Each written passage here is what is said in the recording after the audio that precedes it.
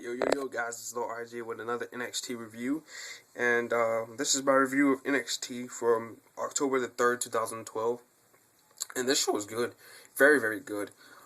This show basically surrounded around Richie Steamboat and Cassius Ohno throughout the night, but this show was very, very good in my opinion, and I'll put a link in the description box so you can watch the whole show, because I know some people don't put it on YouTube anymore, so I'll leave a link in the description box from Daily Motion, and I'll put that up for you guys. And don't thank me, just watch the show, and it's amazing. But anyway, this is what happened. First, start off the show with a recap of Cassius Ohno and Richie Steamboat's feud, then their match last week, which saw, Richie Steamboat pull off the upset, I guess you would say. And after the match, Cassius Ohno attacked him. Pretty much what happened last week, like I said. Then they skipped to a pre-tape, what happened earlier in the day. Cassius Ohno, I guess, was coming into the Full Sail's University Arena, and he was talking about how Richie Steamboat, he doesn't blame Richie Steamboat for not learning, I guess he was trying to say is that his father never taught him how to mess with certain people, and, that Richie Steamboat attacks him from behind and tells him, screams that his father taught him enough, and then we get to the opening credits.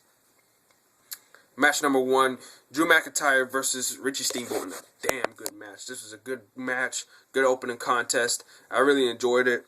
The finish came where Cassius Ohno came down to the ring to distract Richie Steamboat and the referee both for enough for Drew McIntyre to utilize his cast on his wrist. He popped Richie back in the head and scooped him up for the future shot DDT in a good match. So yeah, it was good.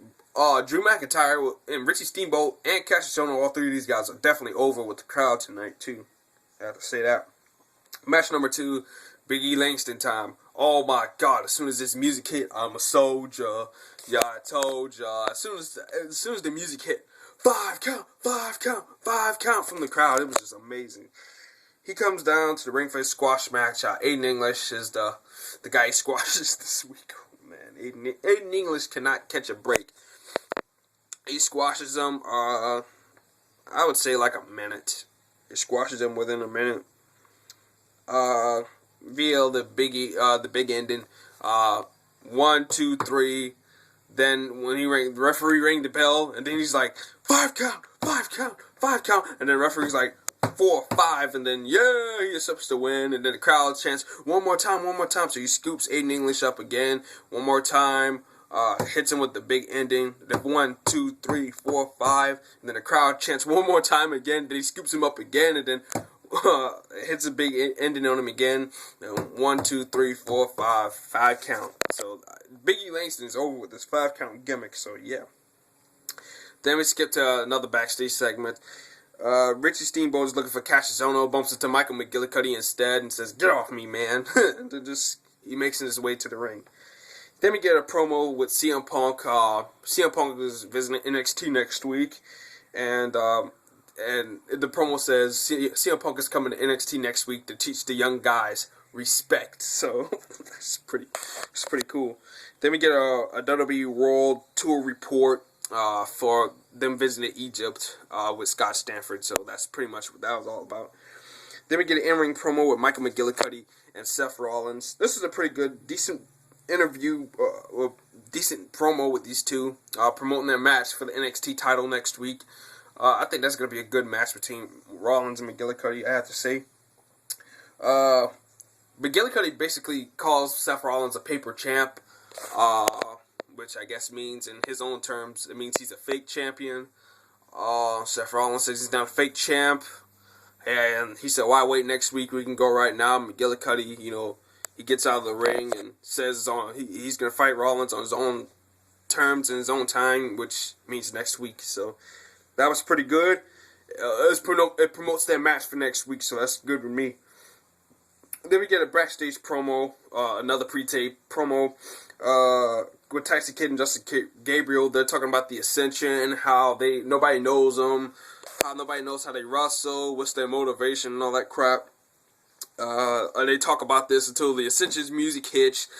The lights are coming all over the place. It's like early in the day, and they're in the arena talking with Riley Pierce. So nobody's in the arena. It's just them sitting down, and then like the Ascension's music hits, and I mean it was just like a scene in a movie, but said it was cheesy. The lights are swinging all over the place, and then Conor O'Brien and Kenneth Cameron was on this kind of. They were on top of the arena, and they were looking down at everybody, and it was kind of cheesy, but it was pretty good, though. It was promoting that match for later on, so no problems with it. Cassius Ohno, then, we had Cassius Ohno versus Percy Watson, but before the match happened, Percy had his entrance. He came down to the ring. At least he didn't have a jobber's entrance, but came down to the ring. Cassius Ohno was coming out, then Richie Steamboat comes out of nowhere, and just starts wailing on Cassius Ohno. And that is another thing I noticed. Cassius Ohno is only he's the only guy that actually has clips for his Titantron. I just wanted to point that out. But yeah, Richie Steamboat attacks Cassius Ohno during his entrance, I guess from revenge from earlier when he cost him the match. And he beats him down, but no fear. Cassius Ohno gets over the hump. He beats Percy Watson with a KO, and that's it. Percy Watson and Cassius Ohno had a pretty good match. William Regal and the guys are commentary. They kept on putting over Percy Watson's his leaping ability and all that crap.